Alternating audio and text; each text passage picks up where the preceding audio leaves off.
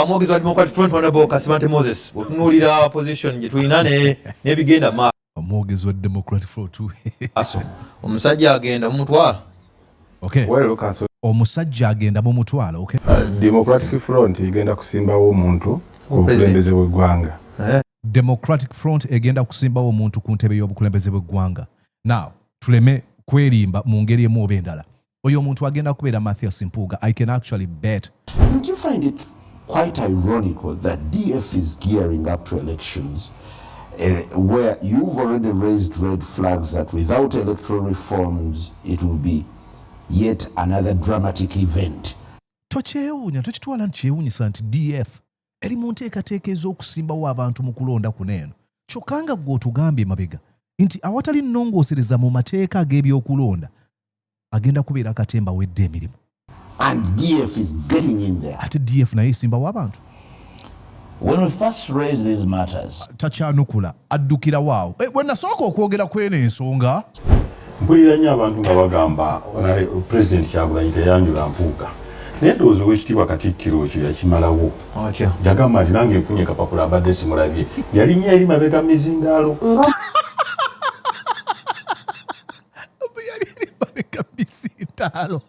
Ne bannange. Simanyi lwaki tebamutuuza. Naye ye Kyagulanyi teyafuna kapapula. Naye ndowooza mbu simanyi lwaki bamutuuza mabega mizindaalo. Mala byonna yagamba nange nfunye kapapula era namagamaga kamera paka we yamuleeta mizindaalo. Ndowooza ekyo kati ero kitegeerekese. Naye baddaage. NUP yamumma kaadi ekyo kimanyiddwa. Obusungu obwo Kasibante kati ku lwange nze nkwetondera. Kaadi yakuyita mikono ne bagiwa Kawalya. Obusungu obwo bukakkale. Nkwegayiridde muganda wange. Tumanyiganye era naawe kati olwaleero agamba nti tutayaga eggwanga naawe tuzaalibwa Lubaga. Exactly. Obusungu bwakumma kaadi. Nkwegayiridde muto wange. Kakkana. Haji Muyajem. Zisijja kubanga wayiswa bwe mweraganira n'embizzi. Ne bannange. Omuntu ekimu omuntu anagamba nti sigenda kuvuma nti olinga ng'embwa nga gundi bwe yakuvuma abamaze okuvuma. Meya mulya nyama please. Kakana mulya nyama rather than your wange. Amukutende ku mutima. You're watching Mordecai Marissa Live Political Commentary.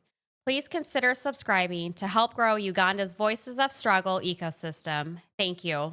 And yes indeed, okusinziira munda mu ggwanga li United States of America. Ogamba otya okansubiri tuli bulungi nze Mordecai Marissa era nga nkwaniza ku mukutu ogwo Mordecai Marissa Live. Webale nnyo yonna gy'osinzira okubeera ng'ogoberera nkwebaza ebitenkanika. Thank you so much. Webale nnyo webalire ddala. Abayita mu buwanguzi tubayuzayuza nga tugamba nti congratulations. Ate mu abayita mu kusoomoozebwa tugamba nti hang in there brother and sister, hang in there mom and dad, hang in there uncle and aunt, and hang in there grandma and grandpa. Sigala ng'ogenda mu maaso weesiimulaaga amaziga nga bw'otambula okwolekera awali ekiruubirirwa ky'osimbyeko essira. Tojja maaso ku kiruubirirwa ekyo. Bw'otaakikole teri agenda kikkolera. Ate mwenna abongedde okubeera nga mwegatta ku mukutu guno ogwo Mordecai Marissa Live nga mukola subscription. I immensely appreciate. Thank you so much. Please go on and subscribe and invite other folks to come and join us on this mega platform. Kanewane mega. Please make sure that you write in the comment section Bonabo Sanze omulama mbino ebigenda okubaganyizibwako ebirowoozo mweno conversation. Like this video and share it with other folks across different political spectrum.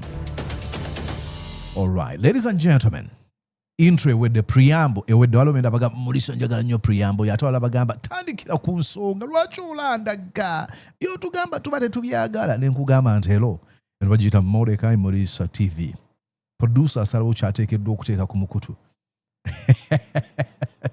Anyways, tugenda kwogera ku Oweekitiibwa Mathias Mpuuga naddala enteekateeka zaabwe. Birowoozo ki bye balina kalulu aka 2026. Bagenze maaso bwe bababuuza mu kifo ky'okwogera kalulu n'ebintu bye bagenda okukolera bannansi kuba bagenda kwesimba bagenda kusimbawo ba candidates. Eddakiika ebeeremu nga batandika ate okulumba oludda olwa Robert Kyagulanyi Ssentamu. Let me give you an example. Don't take my word for it. Here you go. Honorable Your Worship Zilika, Mogis wa Democratic Front Honorable Kasibante Moses, otunuulira position gye tulina ne bigenda ma. Mogis wa Democratic Front too. Omusajja agenda mumutwala. Okay. Omusajja agenda mumutwala, okay? Okay. Nsooka okukola clarification ku bw'obadde onyanjula. Si clarification naye kugaba information. Democratic Front egenda kusimbawo omuntu ku bukulembeze bw'eggwanga. Democratic Front egenda kusimbawo omuntu ku ntebe y'obukulembeze bw'eggwanga. Now, tuleme kwerimba mu ngeri emu oba endala. Oyo omuntu agenda kubeera Mathias Mpuuga. I can actually bet buli kimu kye nnyina. Bagenda kusimbawo Mathias Mpuuga. Olaba mu wana yo wave yo mulonde buli kimu gwe bagenda okusimbawo. But remember, ebyagenda okuddako kwe kubeera ng'alaga loopholes eziri mu electoral system yaffe era anenye obukulembeze bwa NUP okubanga tewina kye bwakola. But despite of saying all that, bagamba tugenda kusimbawo omuntu. Now, bagamba nti gundi egenda kusimbawo omuntu Democratic Front ono yakyogedde because I know amanye eby'omunda agenda kubeera Mathias Mpuuga. Now, let's go and listen to what Mathias Mpuuga says. We bambuuza ekibuuzo kye kimu. Before the end of this month. Do you, as Mpuuga, harbor presidential ambitions for 2026? I am not the president of DF, a Rotary Club. I know okubuzabuza. I am not the president of the DF Rotary Club. Rotary, actually. Ani akugambye nti oli? The DF is a political party that seeks at an opportune moment to partake of state power. Oh. And should my party make a decision to have a presidential candidate and endorse me as such, I'll have no choice. If my party chooses to have a presidential candidate, never known that mujja kuba sina choice, as if there's going to be some sort of surprise. He's going to be the presidential candidate. Naye ayina okwetwistinga himself like pretzels. Omanyi okwezingazinga nga bubagiyo obwo nga tebannaba kubuteeka mu kalaayi ng'agezaako okwewala okwanukula ekibuuzo obutereevu.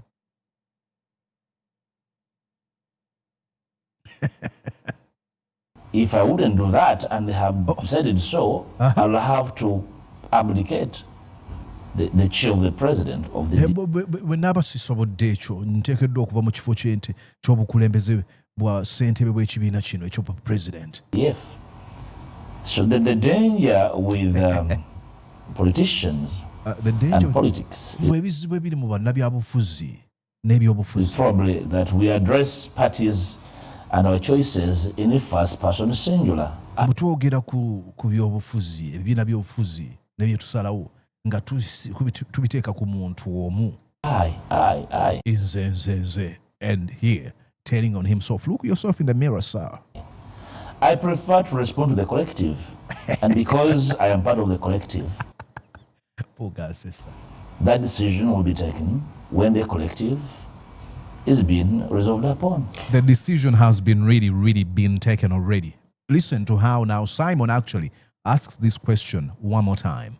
Has the country gotten to a critical moment where vying for the presidency is fashionable? That's why the DF is not a crisis. This is a popular movement. Oh, that's why at the DF. Okay. Now let's go back to our friend Gubaita Kasibante Moses ng'ayogera kwene ensonga. Actually, Buganda wange mulyanyi amanda z'obusungu anfubye ku mutima wano ekirungi program enetera okuggwa naye ozabadde waneeno. Process ya nomination is ku mitendera gyonna egenda mu maaso. Era tumaze okufuna abantu abalizavinze dates ez'okupikinga expression of interest forms. Bamaze dda okufuna abo abantu. Remember the complaint of the Democratic Front is tetugenda mu kawulo nga tewaliiwo electoral reforms. Kati ali mu kugamba nti despite of the absence of the electoral reforms, we are headed into this election. These folks think that you're a fool, that they can play you like olika poli mu chase political chase wayo gwe bazannya kuba president. Okay. Era ekiseera ekyo bwe kinaba kituuse tujja kuba unveilinga emikolo gyaffe gibeera mu lujjudde. Era tutambula nominations ku bifo ebirala tunominatingira mu bitundu eyo abantu gye bateekateeka okwesimba. Okay, bagenda mu ebyo ebintu. Nagamba, usually I come with my receipts. Now, I think in this conversation he was asked about the same. Listen. There are statements that probably can only be themselves and set out. Listen. On the election, regardless of whether they have. DF is getting reform where you listen to the message. I want you to listen to this question. You are giving out and how that be traction across. So it's not a question of announcement. Don't you find it quite ironical that DF is gearing up to elections where you've already raised red flags that without electoral reforms it will be yet another dramatic event? Tokyewuunya tokitwala nkyewuunyisa nti DF eri mu nteekateeka ez'okusimbawo abantu mu kulonda kuneeno kyokka nga ggwe otugambye mabega nti awatali nnongoosereza mu mateeka ag'ebyokulonda agenda kubeera akatemba wedde emirimu. And DF is getting in there. Ate DF naye esimbawo abantu. When we first raised these matters, takyanukula addukira waawo bwe nasooka okwogera kweno ensonga. And by the way, it's not the DF tekiri nno ku DF si ffe. that first raised this. I raised these issues with colleagues in the opposition 3 years ago. Ensonga zino nazireeta emyaka 3 emabega. Probably more than 3 years ago when I was leading the opposition in parliament and prepared my colleagues. We in principle agreed that there was a problem and In principle twakkaanya nti waliwo ekizibu. something needed to be done in earnest before the excitement of the election, because I knew as much as everyone else Now he's telling on himself. that once the election fever picks up, Nti omusujja gw'ebyobufuzi singa gukwata common sense is lost. amagezo amazaale gabula. People lose imagination Abantu bafiirwa okufumiitiriza. and their sight is entirely on the election regardless of whether they have a chance at the poll Era amaaso gababeera ku kalulu nga tebafuddeyo balina omukisa okuwangula oba tebawangula. or not. So Kati ali mu kweyogerako. But I want you to listen to this. Amaze okwogera ebyo. That election fever bwekwambala, then you lose imagination. Sight ekubeera ku buli kimu. Common sense oba tokyalina. Kati mwebyo mu kubyogera kubanga kyali mu kwogerako. Yagamba nti ya introducing electoral reforms ze bataakolako. Naye mu kaseera ke kamu Democratic Front egenda mu kana akalulu. We can come to a conclusion that Mpuuga lost imagination, he lost common sense. His focus is on the election regardless of whether he has an opportunity to win or not. These are not my words. These are Matthias Mpuuga's words. Naye his master at projection katagenda kuba wakati bavuma. when we formed the DA initially, the alliance, we set out to amplify the need. To amplify the need. Mpuuga abeeranga ayogera our speech. To amplify the need. We actually extended the red flag to the top We extended the red flag to the top. of every roof. It's funny, Mpuuga, in his mind, when he's talking, he cares more about the image. That he most of the times forgets about the substance. It is how he wants to be perceived. How he wants to be perceived takes a very, very big portion rather than the message. We amplify the need. No, you can actually. There's a man I really enjoy. Elias Lukwago. He doesn't really care about the image. All he does is tell you ebintu byagamba. Mwala benga nkola interview ne President Robert Kyagulanyi Ssentamu etwabadde in Massachusetts. He's telling you ebintu awulira ekibuuzo kimu ku kimu n'akikwanukula. Mpuuga cares about the image. Mulisa tukubye nnyo. Ekitiibwa munnange ekitiibwa. To have everybody pay attention. Whereas these legitimate issues had everybody listen, the whole agenda of reforms was hijacked and circumvented by opportunists. The whole agenda of reforms was hijacked and circumvented by opportunists. Especially in the opposition. Especially in the opposition, aren't you? And because people look at themselves in the political mirror and only see themselves. Of course, what would you see? For example, if you looked yourself in the mirror, what do you see? Mirror. He's trying to use a metaphorical language here, saying, you know, people look themselves in the political mirror and see only themselves. Because you represent an idea, you see yourself first, and then you have to care about others. You know that you're able to see yourself as a result of the people behind you. You will see. They thought that the agitation for reforms was an attempt to benefit individuals. You had this, you hosted people here. Ocho. And they made statements that probably can only be described as idiotic. They made statements that probably can be described as idiotic. This is OHT while using this language, referring to other opposition political leaders. Tayagala kumuvuma. Always remember that. Like Mpuuga yagala nnyo abantu bamuwe kyatalina. If you do not want to be called names, to be insulted, to be belittled and ridiculed, you have to watch your rhetoric. Ebigambo byoyogera. And I would think that Mpuuga understands this as much as, you know, like he wants to pay attention to the image of bantu wale batya. Njagala mpulikenga omusajja omugezi, omusajja amanyi Olungereza, omusajja omuyivu bw'ayagala bamuwulire. Then you have to really be deliberate and conscious mu buli kimu ky'oyogera. We're training. But because waba atandise okwogera bwe kapa, look at his face right now nga bwenjogerera. Anger, obusungu bumujjula, is overwhelmed by anger. And subtle revenge, okwagala okuwoolera. Mu kwagala okukola ebyo n'akozesa olulimi lw'atateekeddwa okubeera ng'akozesa. Ki ekivaamu? Abantu nga bamuwa omuliro. Eddagala lyennyini nga balimuwa nga abantu bamuvuma. You understand this, Matthias Mpuuga? And I know he watches me. Onfuna bulungi ow'ekitiibwa. On reforms. So we lost this because tagenda kuddamu kibuuzo. You can wait the entire thing here. It is 10 minutes. You can go on and watch it on the NBS TV YouTube channel. Ekibuuzo ekyo teyakyanukula. Nti wagamba amateeka g'ebyokulonda okugenda mu kulonda kuneeno nga tebakoze ennongoosereza mu mateeka kubeera kwetaba mu katemba atalina mulamwa. Awo ayinza okukuba sama n'abuuka mu bbanga nga ttena ne yeekuba ku kisenge ne yeebaka otulo ng'azirisa oba naye nga tazzeemu kibuuzo ekyo kubanga amanyi kiba kimukuba. This what would happen if Matthias Mpuuga really cared about reforms.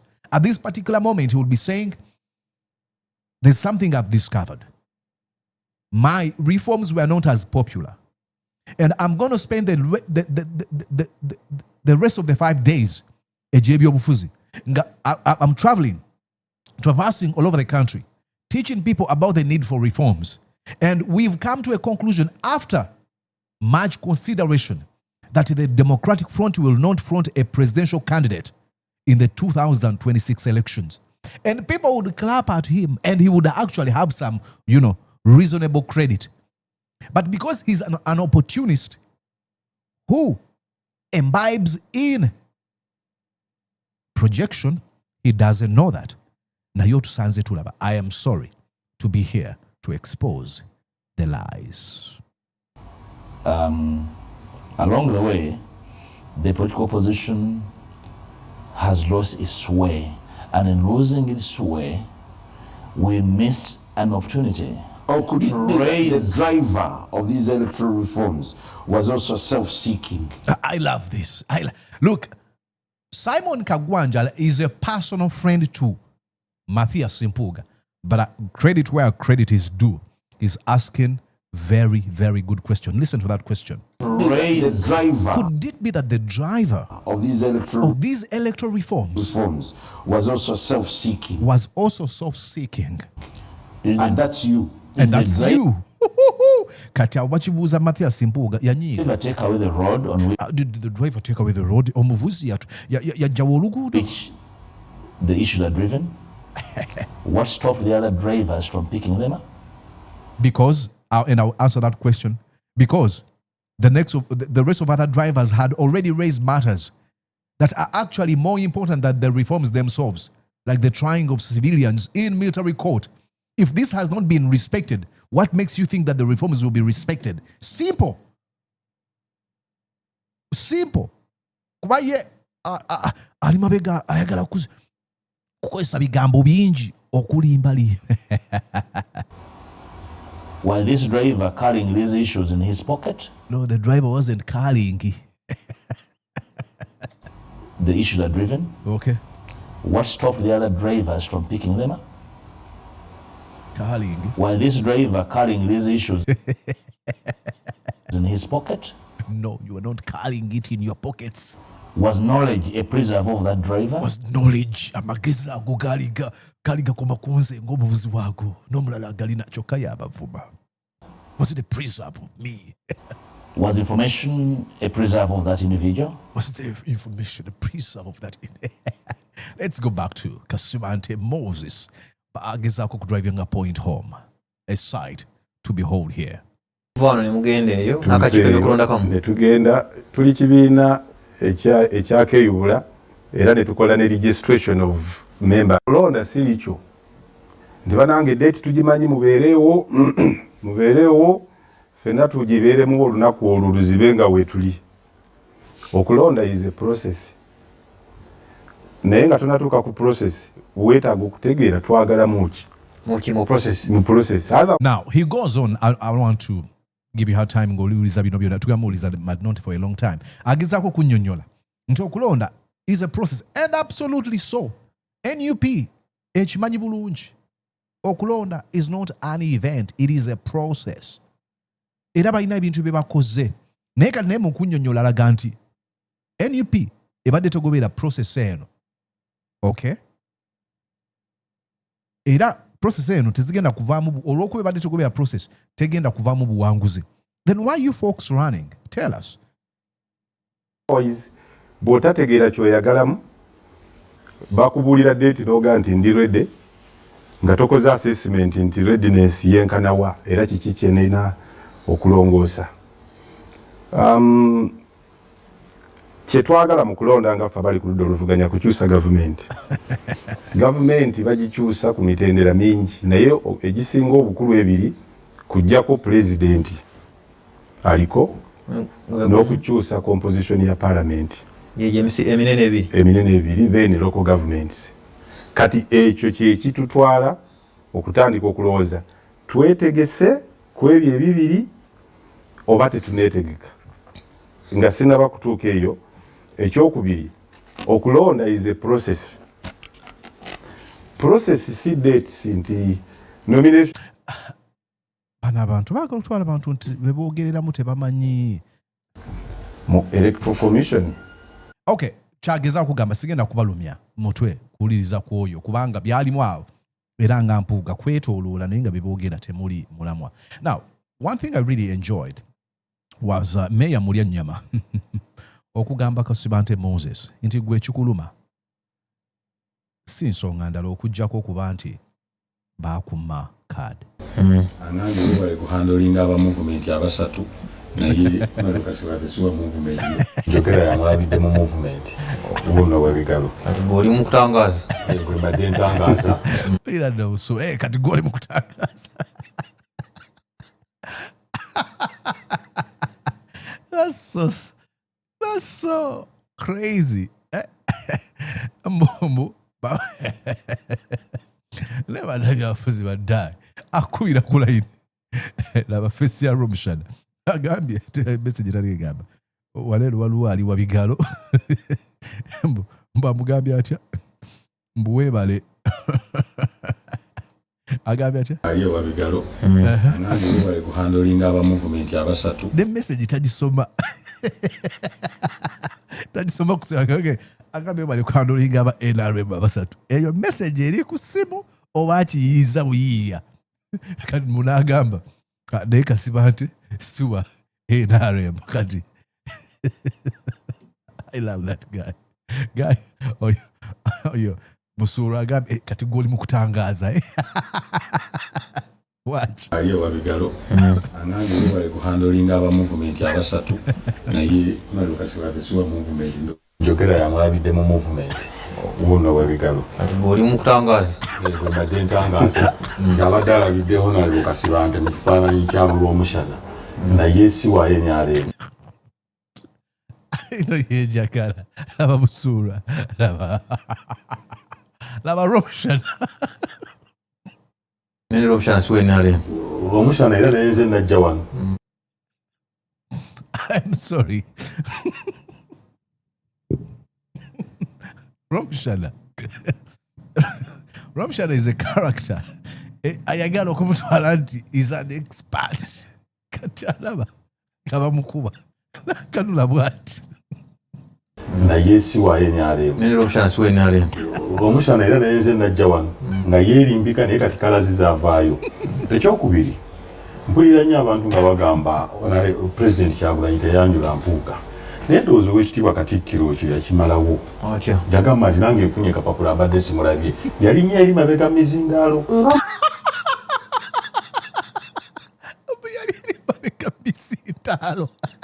Ne bannange. Simanyi lwaki tebamutuuza. Naye ye Kyagulanyi teyafuna kapapula.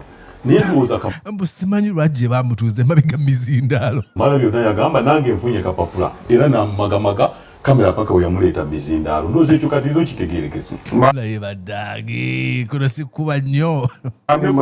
Oweekitiibwa Meeya Kasibante anyiize. kweka information waganye kabulungi baganye nyambaako eddakiika yange yaganye ekyokubiri Kati Busuulu ayagala ebyonoonesa agamba Oweekitiibwa Katikkiro enjogera ye yali eragira ekyokubiri naye ng'omukulembeze mukama waffe yabadde ekkiriya nange oba Katikkiro yayimiridde obulungi ng'ayina n'obudde yagamba bandeetedde kapapula era n'amumagamaga okutusonera yagira bw'ati ensi ensonga nno ey'obutaba kitiibwa Mathias Mpuuga ekyabaluma nakati jeez ngo n'alabika kati ng'omuzadde naye waagalaga nti ebyo nkyanga tusaba era kuti walinga ku mambo bado nali manyi kati wateeka okuteesa ebbaaga ligenze naye juzi twali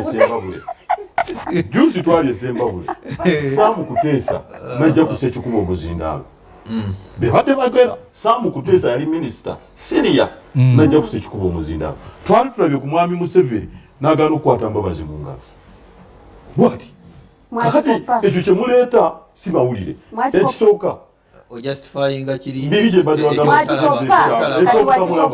ate eri MC so n'olwekyo ekyo si kikulu teyamulaba era teyamwanjula go si mawulire era si kyejjusa kubanga bangi bakikoze ate gwe wakikola olyoka ekyejjuse anti badde bakireeta ku nze kubanga nze ndi kuba President Kyagulanyi ekyokusatu Kasibante buli wayogera takyalumba NRM nnyo ng'eitunyigiriza abeera ku NUP exactly n'alema okuteekateeka ekibiina kye yasitula abadelegeti e Masaka abali ku levo ya NEC ffe bagamba mu DP ng'ekibiina bakiyita DFCU FDC RDC nga balemeddwa okukyogera ku buzindaalo twabala bwano ku mawulire ku levo n'alema naye kiki ekigenda mu maaso wano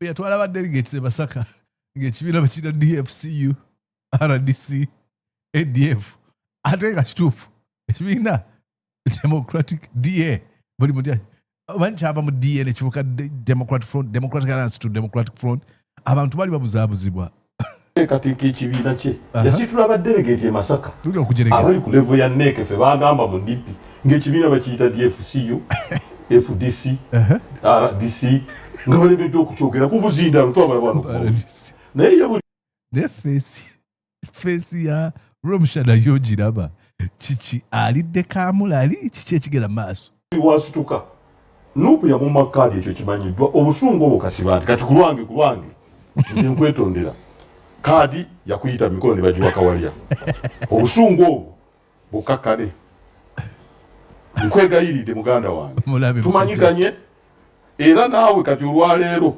agamba nti tutayaga eggwanga naawe tuzaalibwa Lubaga exactly era waliwo wa opposition wogenda okwesimba naye ekyakuzaalibwa kyotegeeza byenjogedde gwe tolina kyobiyizeemu wali kyenjogedde gwe tolina kyobiyizeemu absolutely sirina akatono kubanga bya busungu agendadde n'akatono njogedde gwe tolina kyobiyizeemu wadde akatono kubanga bya busungu kubanga gwe obuzibu bukati bwe nazuula oba gwe ate okufuna kale ekyokubiri wamugayidinze bulungi wagambe tetwesimba ku muntu balina ttiimu yaabwe front page enamasuba gye baakola kasita akakiiko k'ebyokulonda mukulu Kasibante oli musomesa kalangirira nti ng'ennaku z'omwezi gw'esimu gyeyo empapula buli kifo kiba kikalu si bwe kiri tewali gwe ngenda kwesimbako era n'omuntu gwaŋŋamba simanyi nze ngenda kwesimba ku kifo kya bubaka bwa parliament. That's a very good point. Bwe balangira ne bagamba nti mugyeyo empapula ekifo ekyo tekibegamba sikigamba kya muntu ono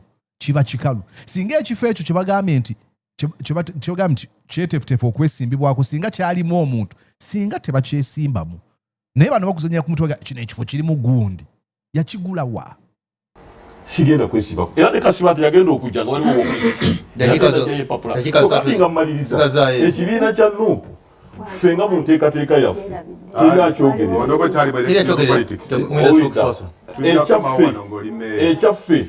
ekyaffe nkubuulira kyetegefu okuteeka buli kifo era saagala kulimba buli kifo kyonna ekiruma bano nti bo onoonya ne babawa empapula tebalabika ffe buli kifo kiriko abantu 88 kiri herefe mu Uganda mwonna si byonna mu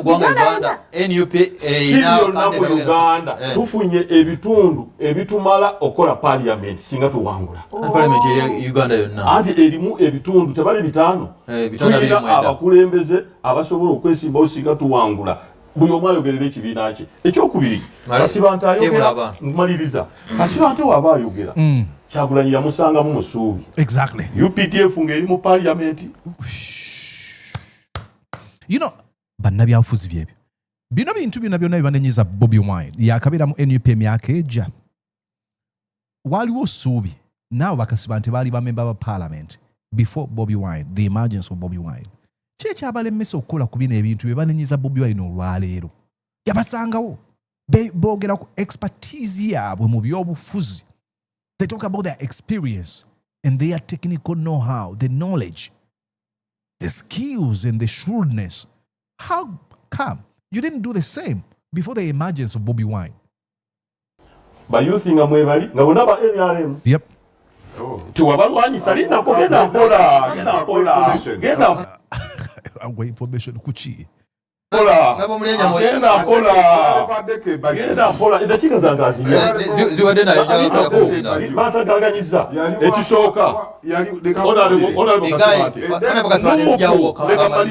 No put in a capacity to run UPDF. Obusungu baku makadi mkwega ili temutowa haji muyajam zisija kubanga waiswa mwelaganga nembizi ne banangi omuntu ekyo omuntu anagamba nti sigenda kuvuma nti olingange embwa ngwa gundi bwe yakuvuma abamazo okuvuma meya mulya nyama please no sigenda kubanga waiswa oti capacity to run UPDF obusungu baku makadi mkwega ili demuto wangu kakana haji muyajam zisija kubanga waiswa mwelaganga nembizi nayenze nkugamba baba mulyanyama yagubye nnyo kakana baba mulyanyama rather than your worship amukutende ku mutima kakana iyo worship okofe ku muti mbukoncentrating ku muti ebyada bya NUP byagamba nti akabonero ka Mpuuga muti ne bibuuza gulagawa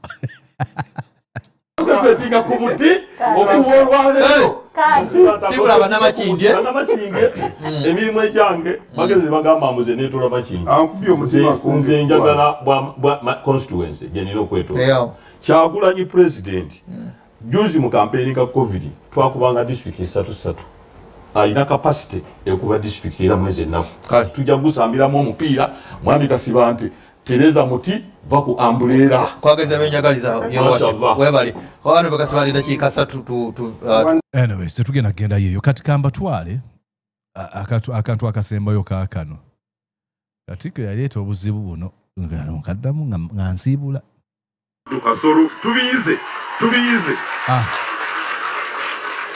Wotalabye sebo honorable Kyagulanyi ngo yanjula abakulembeze b'ebyobufuzi otyo ye muganda wa Mathias Mpuuga ali hao tewamula be yayongera ke kyandi badde abuzibu yayongera ko ebireeta obuzibu nategedde kubanga eri gye yatudde nange bandetedde kapapula mbwe eri gye yatudde jjukira omusajja yatugamba ekigambo kimu ate nze ndi wa receipts ate eri gye yatudde naye I was invited. I was properly received and seated as one of the VVIP. I was seated as the one of the VVIP. Bantuza ngo mukuba VVIP. CVIP VVIP. Very, very important person. Bantuza nga omuntu ow'amaanyi. Is that function was the function a preserve of my king. Mukambwe mzimu obusungu bwawulira afa akayita kidugu ekidugu naye ng'owekitiibwa wuuno waneno olina okubuuka abantu bano bonna otuuke ku wekitiibwa naye bagambye mbu yali atudde mu mizindaalo mulya nnyama please owekitiibwa yali tatudde mu mizindaalo owekitiibwa wuuyo atudde n'oyo mukulu oyo mukulu si owa Kampala University wuuno waneeno owekitiibwa wuuno waneeno atudde bw'ati ekigenda mu maaso kiriwa mu kitundu kino ekya Buganda Alhaj Muhammad Mwanga Kivumbi babanjula owekitiibwa atudde bw'ati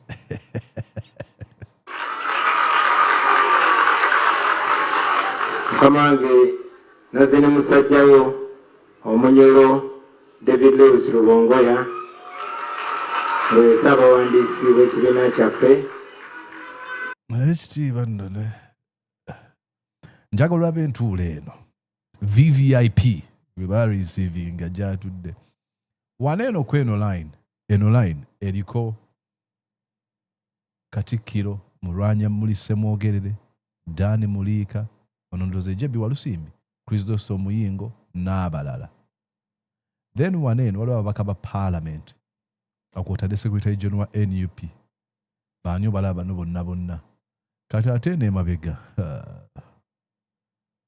simanyi no ate ono ayambadde akakuukulu eri akola kiwaneeno lwaki oyambala akakuukulu wajja ati nawe ekitiibwa bamuteeka mu mizindaalo omuzindaalo guli waneeno ngulengera nengera omuzindaalo wano lwaki babagamba nti yali atudde mu mizindaalo omabega waliyo omuzindaalo nkitegedde owekitiibwa bamutuuza wansi wa kamera alaba omusajja wuuyo amutaddeko kamera waggulu kati bwegwa neekuba owekitiibwa kamera bwe yeesumulula neegwa omutwe gw'owekitiibwa aba tagenda kufuna nkovu lwaki mumutuuze eyo nga yali received as a VVIP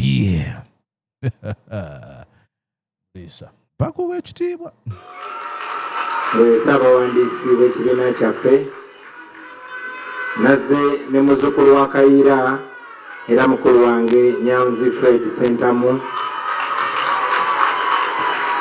mukama wange nazze ne ba MPs omuli honorable tebamwogerako wadde n'akamu.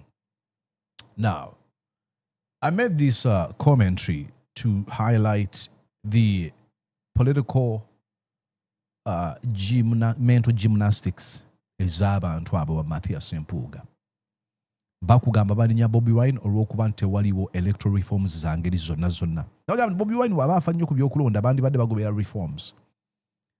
But the hypocrisy in their rhetoric can be noticed by even a blind person. Kubanga lwaki ate bo bagenda mu kwalulwako bandi badde babizira ne bagamba tugenda kwetoola eggwanga to popularizing reforms ezeetagisa okubeera nga zikolebwa. But they're not doing that.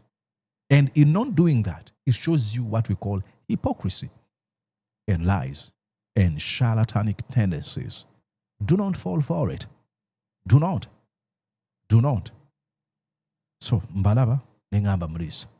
Bampa omulimu ogw'okubeera nga nvunaanyizibwa okudibbankinga obulimba. Now, tewali mulimu ogunagwewa. Omuntu ayinza obeera ng'agamba NUP amunga omulimu. Bino byenkola sisasula NUP. I'm not paid. Wali yangambye nti abantu bagamba NUP nsasula. Yadde n'olwataano, not even a single. Ate sigamba nti kyogera kubanga njagala NUP nsasula. Seetaaga lwataano lwonna. I don't need money from the National Unity Platform. Not at all. I don't do this for money. I do this for truth. Nga mwalimu. Bw'oba osiimye osogamba mulisa n'osindika obukadde n'obukadde bw'ensimbi mu comment section bazita super thanks ne zidropinga papa dola ne zitonya dola 5 dola 10 obukadde 10. You don't have to do that. Anyways, my name is Mordecai Morisa. I hope you enjoyed the show. Go and subscribe, like, share, and comment. Until we catch up again. Nze owekitibwa. Nze omuteeketeke. Nze omugalatia. Nalabyeko yagambye nti mulabire DJ Kato owa Massachusetts. Kato, naye abazungu bamuyita Kato. DJ Kato. Nga Kato the young philosopher oyo. Naye bamuyita omanyi Kato baliwandiika na C. Kato. Enezi mwena mwebali nnyo mwebalire ddala. Nkyali waneeno. I think I'm going to make a video about the award. Njiraba waneeno. Award enyirira mbadde njirongoosaako. Mbabulire ku award gye bampa. Nakyo kitegeeza. Mwena mbeebaza. Nandibadde sigifuna. Mpa kubanga sirina mmwe kubanga muwuliriza byenkola. Ne mubisangamu omulamwa. So an award yammwe y'Abannayuganda. Until we catch up again, stay peaceful, stay lovely. Did you enjoy what you just watched? I'm sure they did. I'm going to guess that you did. How about you consider subscribing to Mordecai Marissa Live YouTube channel? Thank you.